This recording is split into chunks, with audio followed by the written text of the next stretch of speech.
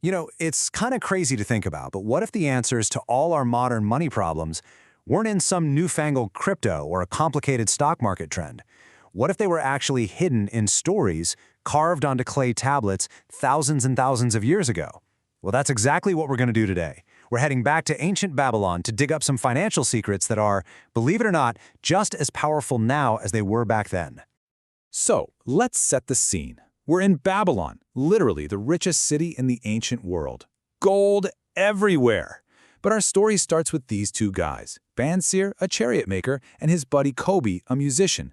And for them, all that wealth around them, it meant absolutely nothing. I mean, they worked their tails off day in and day out, but their purses just stayed stubbornly, frustratingly empty. Sound familiar? All right, so that feeling, the one where you feel like you're being left behind, working constantly with pretty much nothing to show for it, well, that sparked something in them. They decided they were going to figure out why. Why were they poor in a city overflowing with riches? And that question, well, that's what kicks off this whole quest.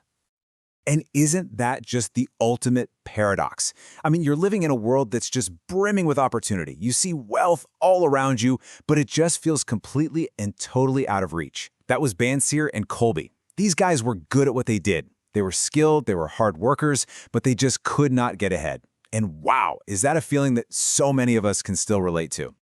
So they got to a point where they were just fed up. They weren't going to just accept this as their fate. No way. They decided to go find some real answers, and they knew exactly who to ask. The one guy in all of Babylon who seemed to have cracked the code, their old childhood friend who had somehow become the richest man in the entire city, a guy named Arcad. Okay, so when they finally get to Arcad, he doesn't just hand them a bag of gold. Nope. He gave them something way, way more valuable. He shared the one single foundational secret to building wealth, the exact same secret he learned when he was just a young, poor scribe. All right, let's really dive into this because this is the whole foundation. Read that again. A part of all you earn is yours to keep. I know, it sounds so simple, right? Almost too obvious? But think about it. Arcad pointed out that most of us, we pay everyone else first. We pay the landlord, the grocery store, the phone company, but we never, ever think to pay ourselves. And his rule was just incredibly simple. For every 10 coins you earned, you keep 1. That's it. At least 1/10 of everything that comes in. And here's the crucial part. You do it before you pay anyone else, before the bills, before you buy that thing you want. That first 10th, that's for you. It's not for your landlord, it's not for your desires, it's for your future. Now this is probably the most powerful metaphor in the whole story. Arcad taught them that saving isn't just hoarding money. It's not passive at all. It's the act of building an army. He called them golden slaves. Every single coin you save is like a little worker that you send out into the world to make more money for you. And then every coin it earns, that's its child, another worker for your army. You're building this ever-expanding workforce that literally builds your fortune for you. And he put it another way, which I just love. He said wealth is like a tree. It grows from a tiny, tiny seed. And that first coin you save, that's the seed. That's the seed from which your entire tree of wealth is going to grow. It might seem like nothing at first, totally insignificant. But if you protect it, you nurture it, and you just let it grow, eventually it becomes this massive, towering tree of financial security. Okay, so that's the seed, right? That's the big idea. But Arcad didn't stop there. He built a whole system around it to help that seed grow.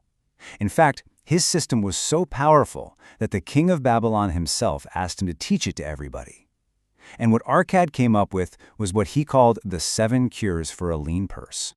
And this is basically the entire roadmap. It shows you that saving is just the beginning. So, number 1, you start thy purse to fattening. That's paying yourself first.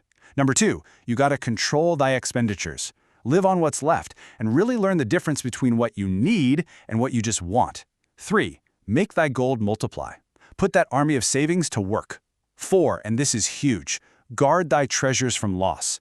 Don't fall for get-rich-quick schemes. Only invest with people who know what they're doing. Then, you ensure a future income. Plan for the long haul, for retirement. And finally, you increase thy ability to earn. Never stop learning. Never stop getting better at what you do. Yeah, and this whole idea of being careful and wise with your money is reinforced over and over again in what they call the 5 laws of gold. The big takeaway is pretty simple. Money comes to people who understand it and use it wisely, but it will absolutely run away from anyone who invests in stuff they don't get or who listens to the tempting promises of scammers. So okay, clay tablets, golden coins, camel caravans. It all sounds pretty ancient, right? What does any of this have to do with your life, right now? Well, as it turns out, pretty much everything. Because these core principles of money, they are absolutely timeless. Look, the tools have changed, for sure, but the game is exactly the same. Their gold and silver coins, that's our digital currency. Their clay tablets for keeping track of things, we have budgeting apps for that. Those camel caravans trading goods, that's just the global stock market. The technology is different, but the fundamental laws of earning, saving, and growing your money, they haven't changed one bit. So let's bring this home. What does this ancient wisdom look like for you today? It's simple. That pay yourself first rule, that's setting up an automatic transfer for 10% of your paycheck to savings the second it hits your account. Controlling your expenses, that's making a budget. Making thy gold multiply, that's investing in things you actually understand. You also want to prioritize owning your home. And of course, never ever stop learning and improving your skills. It's the exact same plan, just with a modern twist. So you see, the wisdom of Babylon isn't just some dusty old history lesson. It's a straight-up call to action. It proves that building wealth isn't about some lucky break or some complicated secret. It's about a simple, disciplined decision that you can make today. It all starts with that first coin, that first tenth, that is yours to keep. So the real question is, how are you going to put it to work?